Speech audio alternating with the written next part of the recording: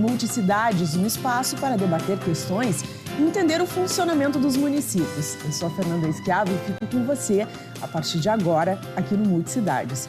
Hoje vamos falar sobre objetos voadores não identificados, os OVNIs. E para falar comigo sobre esse assunto está aqui no estúdio Fred Morsch. Ele que é terráqueo brasileiro, mochileiro ufológico, produtor e apresentador do documentário De Carona com os OVNIs.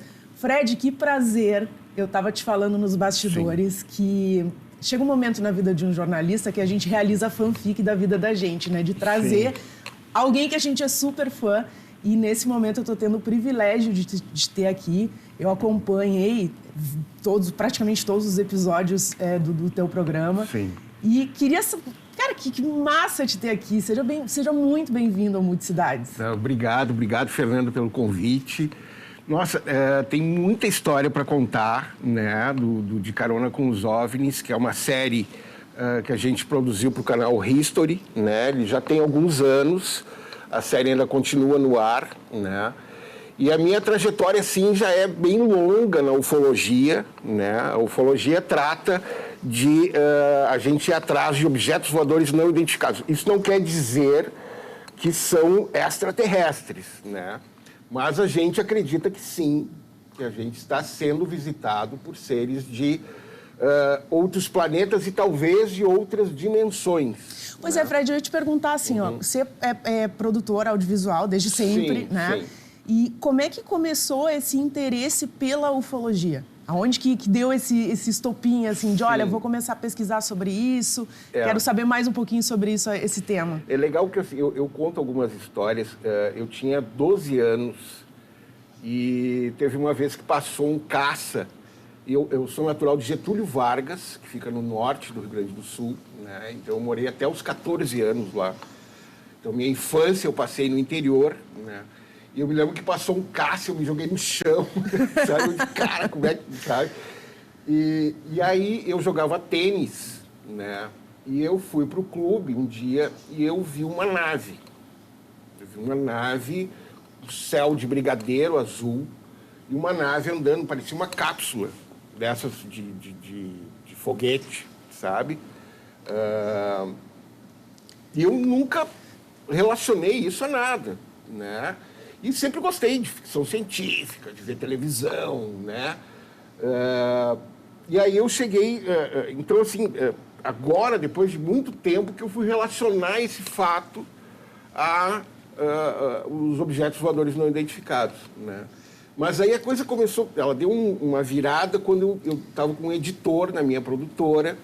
E esse cara, ele era um maluco por ufologia. E aí eu comecei a olhar para o céu e comecei a entender melhor, comecei a ver que a coisa era séria, né? Porém, assim, a coisa mudou mesmo depois que eu fiz a série. Porque aí que eu entrei de cabeça na ufologia e hoje eu dou palestras pelo Brasil todo, né? Levo pessoas para viajarem para os hotspots, para esses lugares onde o fenômeno acontece mais, né? Porque a série, ela trata exatamente disso, né? Ou seja, do íris aos hotspots, que são esses lugares onde o fenômeno tem mais incidência.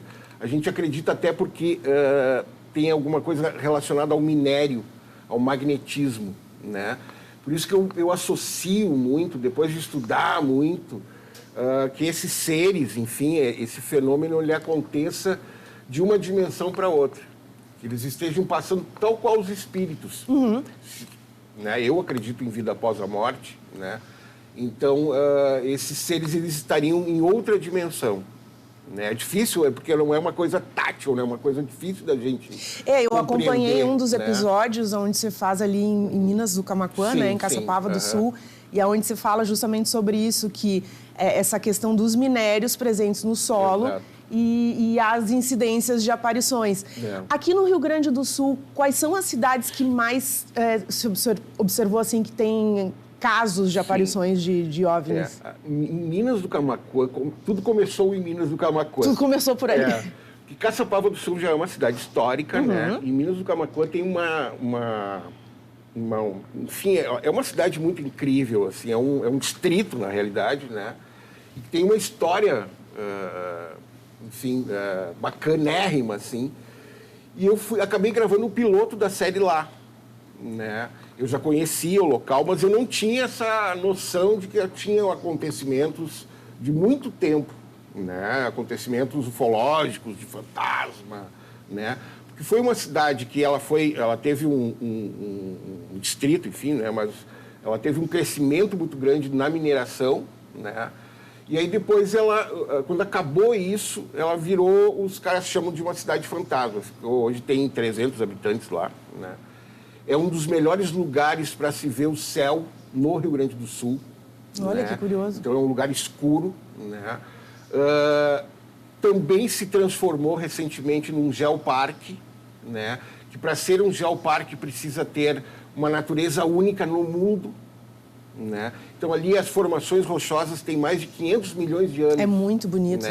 né? Aquilo ali era mar antes, né? Então é um local, eu disse assim, puta, acertei, né? No lugar, né? Então a gente acabou fazendo um piloto ali. E na gravação da abertura da série, que também foi lá, em cima de uma ponte de um rio, de frente para uma montanha, que é onde dizem que tem a maior incidência de fenômenos acontecendo. Não por acaso, a gente gravou um OVNI por cima da gente, depois foi mandado analisar, e deu tempo, assim, porque o diretor viu, Fred, olha, né, o OVNI, e eu consegui vir, eu estava gravando com o Jeep, né, e eu desci do Jeep, olha o nosso primeiro OVNI, e o troço passou gigante em cima da gente, caiu atrás da montanha, né, e eu até queria ir atrás, e, enfim, nós, né, gravando, então, vamos... Mas foi assim, foi mandado analisar e realmente é um objeto voador não identificado.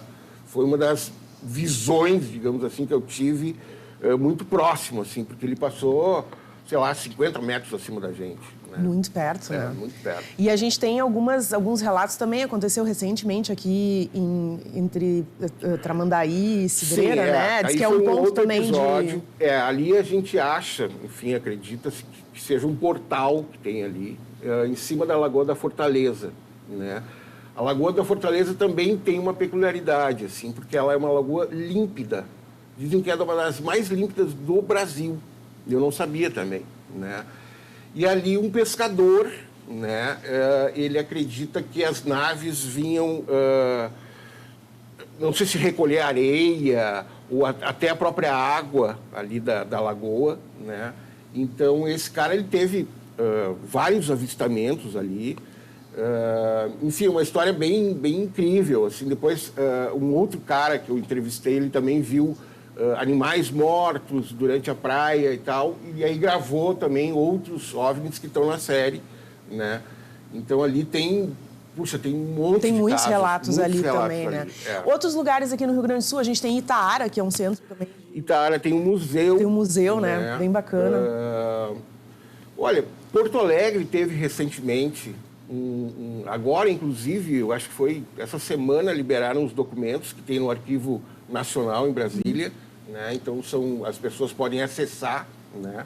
Qualquer um entra lá no Arquivo Nacional e pode baixar esses documentos. Então foram mais de 30 relatos de pilotos comerciais, né, da Azul e da Gol, que enxergaram luzes em volta do aeroporto de Porto Alegre, né, em Navegantes também, mas muitos aqui. Então, tem um piloto que é um cara treinado, né, que viaja todo dia, né, no céu, lá em cima, e o cara vê uma coisa que para ele é surpreendente. Tem vários relatos de pilotos, né?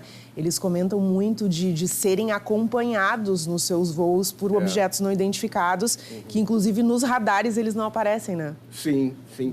Na real, existem... É contraditório. Às vezes aparece, às vezes não aparece. Depende, porque são vários tipos, né? São vários tipos, são várias raças, né? A ufologia, ela vai... Por exemplo, teve um caso que a gente gravou, que é o caso do chupacabra. Que é todo mundo eu me lembro. Como é que é essa história do chupacabra? É incrível, assim, porque foram assim, mais de 1000 animais atacados. Foi onde? Minas? Em Campina Grande do Sul, que é como Canoas para Porto Alegre, é do lado, né? É uma região que tem muito sítio, né? Então, criam um gado, pato, galinha, né? E foram mais de 1.000 animais atacados num período de 1 ano. Caramba! Né? Para te ter uma ideia, foi tão legal assim, essa pesquisa que foi feita pelo Carlos Alberto Machado, que é um professor universitário, né? E, assim, um dos casos mais surpreendentes é que assim, tinha um curral de ovelhas com mais de 100 ovelhas dentro. 88 delas foram atacadas e é um furo, entendeu? É um furo, tipo, atrás do... Padronizado, sempre padronizado. Os animais ficam sem sangue, nada de sangue. Os urubus não chegam perto. Caramba. Não tem cheiro, o bicho não apodrece, né? Então, são várias características assim que foram constatadas nesse caso.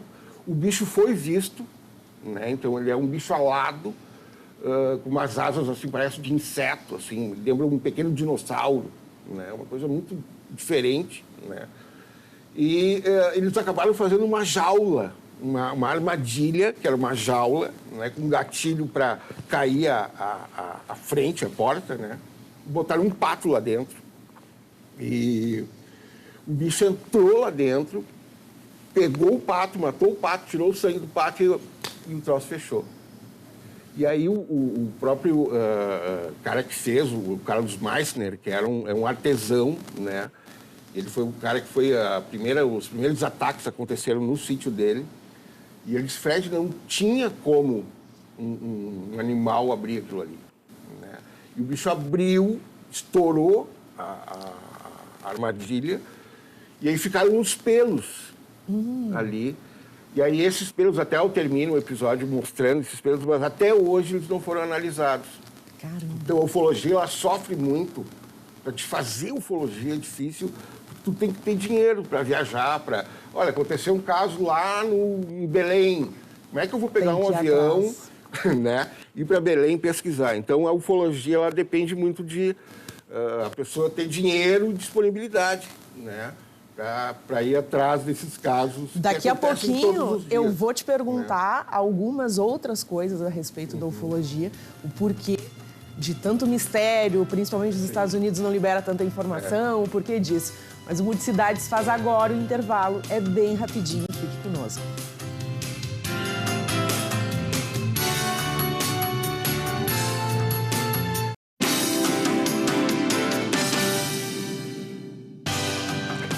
Estamos de volta com Multicidades. Hoje está comigo aqui no estúdio Fred Morte, o cara da ufologia.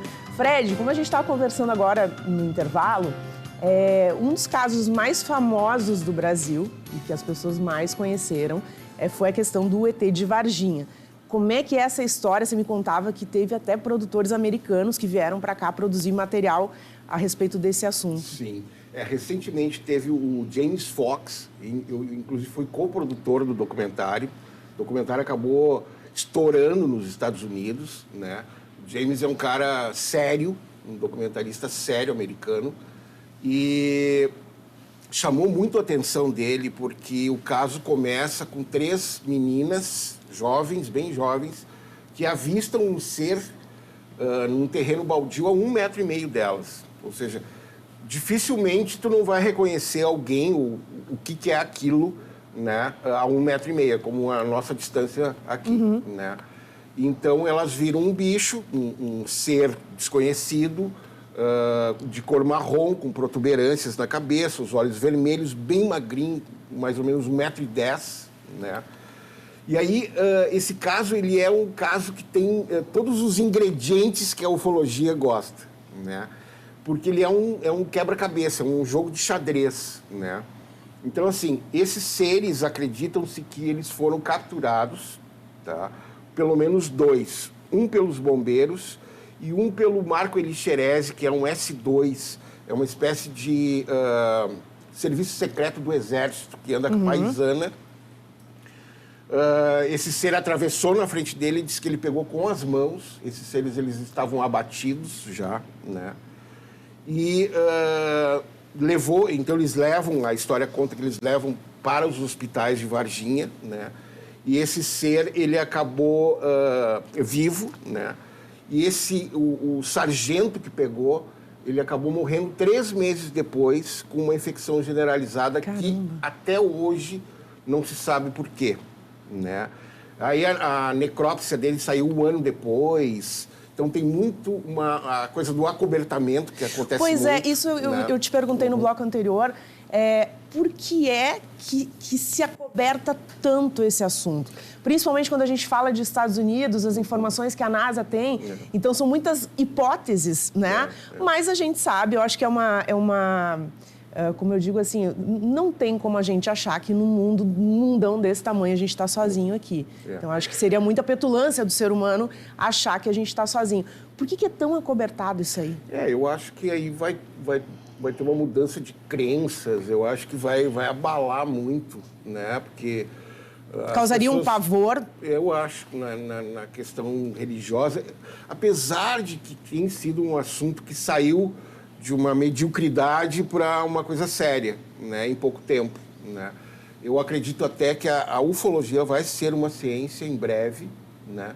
Porque eu acho que a gente tem que estudar o que está acontecendo com seriedade, né? E eu acho que aos poucos isso está acontecendo, né? Então, o caso ali, ele continua... tem uma live que aconteceu de controladores de tráfego aéreo, que eu acho que é uma prova cabal do que realmente aconteceu alguma coisa muito relevante lá, que eles contando entre si, aposentados, né? Que o cara fala assim, olha, sabe aquele caso do ET de Varginha? Não foi bem assim.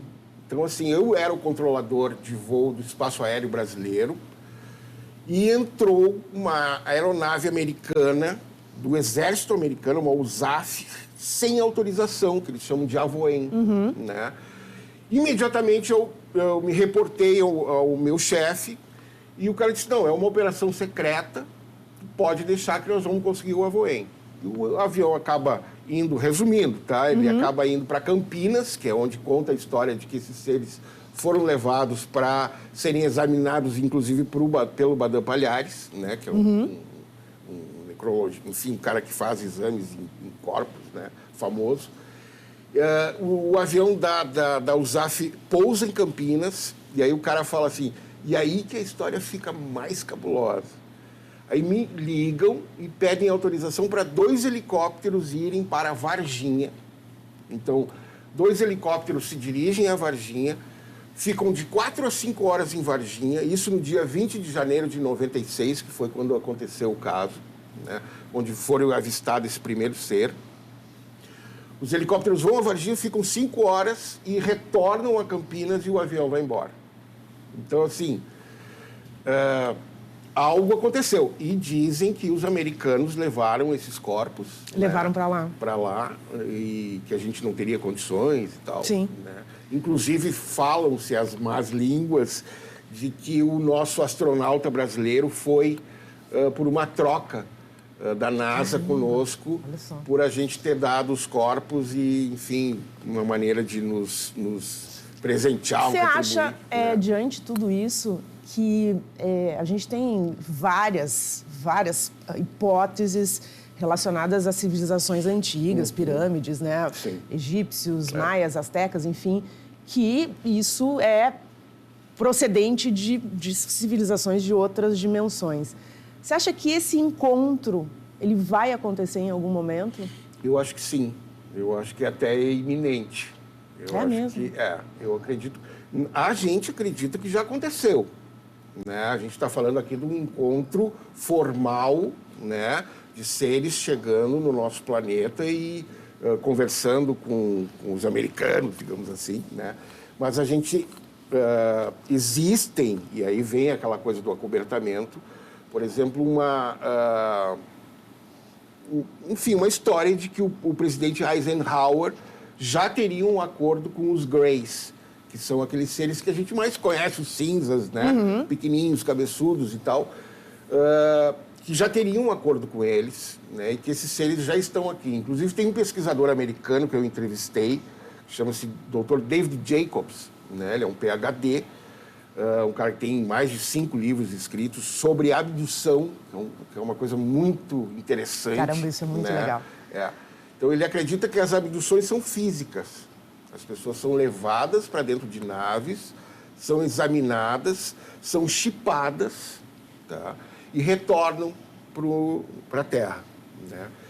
Para serem estudadas de alguma forma. Exato. E essas pessoas, elas têm um missing time, elas têm uma perda de tempo, né? E essa perda de tempo que é o motivo de estudo dele. Então, através da regressão hipnótica, é que se descobre o que aconteceu naquele tempo perdido. E aí ele tem mais de 2.000 pessoas entrevistadas de todo o planeta que contam exatamente as mesmas histórias. Caramba, né? olha que então, bacana. elas são levadas por uma luz, são examinadas. Aí ele acredita que os ETs... não é que ele acredita, isso é a pesquisa de campo dele, né?